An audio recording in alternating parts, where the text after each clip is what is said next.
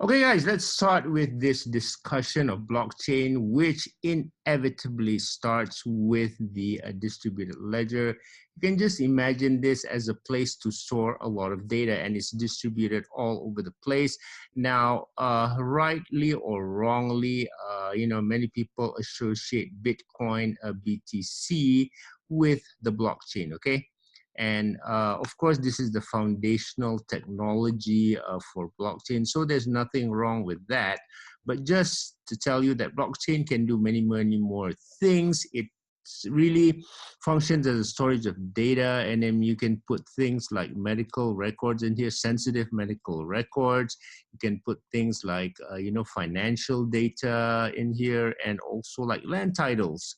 And so these are very, very sensitive data that you can put in here, and they're going to be there and they're going to stay there forever because this is immutable. Now, because this is distributed all over the place, it's not easily hacked and it's decentralized. So everything is done automatically without an intermediary. And it is this factor that I think has governments very, very scared. Although they have found blockchain to be of great use without the cryptocurrency portion. Okay, as long as there's no currency portion, they find it something that is really useful to use. But when you have a decentralized currency, and anyone can issue currency, it becomes a problem with government, understandably so. So let's talk about an example that is closer to home. So to me, if you talk about blockchain, it's not about centralized. In a centralized system, traditional system, you have this single point of failure here. Everything is controlled here. And of course, the guy in between, because he is the middleman, inevitably he will collect a lot of commissions. This is what we don't like, okay? You have low level of service collecting commissions. You have a decentralized and distributed system. This is like the hub and spoke system of the airport, okay? Airlines, right? Especially in America, big countries like America, they have airports that serve as a hub and spoke system. But when you talk about blockchain, it's more of a distributed system where no one controls it.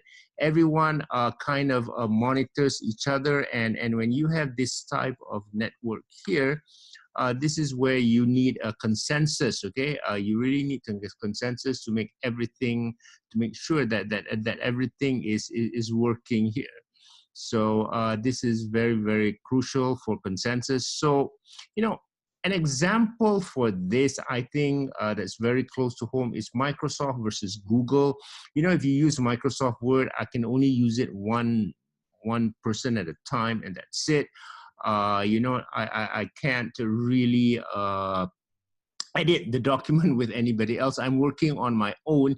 This is not productive, but that's just the way it is, right? And if I use Google Docs, then everyone, a whole team can work on it, right? It really monitors the additions and the deletions to the record so that you can work as a team on Google, okay?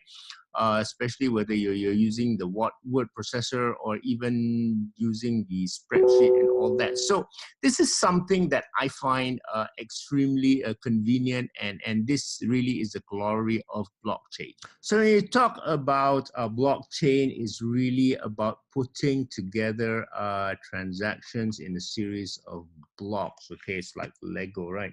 Put a block here, then you add another one here, you add another one here, you add another one here. And if you want to change something here, say you have a transaction and hey, you said you made a mistake. Hey, I want to change something here. You can't really change it here. What you need to do is essentially you need to add a new block here. And then the change will be distributed and reflected on this new block, and the integrity of this entire chain is still maintained. So in order to show this, let's show an example here of Tom here and Alice. So Tom basically pays Alice 1 Bitcoin here. And, this is the previous transaction on the blockchain here. Basically, Tom has a record where he has 1 Bitcoin. So what he's going to do, if he pays Alice 1 Bitcoin, naturally, Tom will have less 1 Bitcoin in his pocket, and Alice will have another Bitcoin. So this is a transaction there that is then added onto the blockchain. Okay, so this new transaction here is now added into the blockchain, and that is how it essentially works. Looks very easy, right? So these blocks will then be added with other blocks that come along in due course, of course. Now let's go to the next slide. And what you have now, essentially, this is the new block already. So once this new block is reflected, then it's already there. Now, of course, if say you have another imaginary person, let's just say, right, let's just say this is me, yeah, Sensei. So she doesn't know me, okay? So she doesn't know me. Yeah, let me draw myself here. And suddenly she pays me 0.5 BTC, okay? Because she's very generous, gives me half a BTC. So what will happen here is that essentially there'll be another block that's drawn here. And in this block, it will basically say Alice minus 0.5 BTC and Sensei, which is me. I get 0.5 BTC from her. So this is all reflected in the blockchain. And of course, then it's then locked in a chain together. So this is really simply how it works. Now, in order to get this done, it is not that easy. Okay, it is quite complicated. So let's go and see that and see how it works. Because this requires a lot of something that's really called consensus. So everyone now is working to put in a new record into the blockchain, and because you have to put in a new record in the blockchain, and then it has to be reflected across all these ledgers that are distributed across the networks. So who's the first to put the record in? This really depends on the person who wins basically the cryptographic function, and if they can solve the mathematical problem, then they have the right to put the transaction into that block. And this is where the miners come in. Okay, this is where the Bitcoin miners come in. They always want to be the first one to put something into the block so that they get rewarded in Bitcoin. So there is a monetary reward for all this. Definitely you do not do it for free. Okay, this is how the blockchain actually maintains the entire network, because you have a entire legion of miners just fighting their way in order to add the transactions in. And it's a guessing game. They have to solve a cryptographic hash function, and once they solve it, and then they basically win the reward to put data into the blockchain. So it's not easy, okay?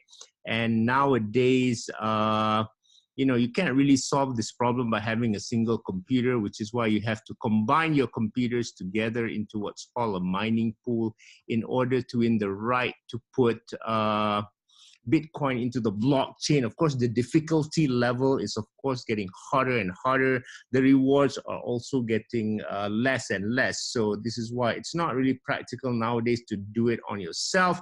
You essentially have to do it within a mining pool in order to make it practical and worth your while. So, in order to get this record into the blockchain by the miner, there's something that's called consensus.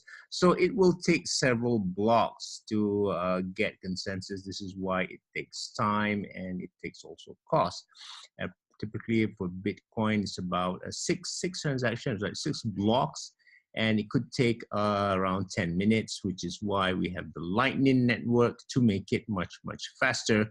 And of course, since the miners actually have to do work, this is why it is called a proof of work algorithm. And, it gets harder and harder each time. And, what's the cost to actually, the break-even cost of Bitcoin? Well, when I first started in crypto in 2017, it was like 3,000 US dollars.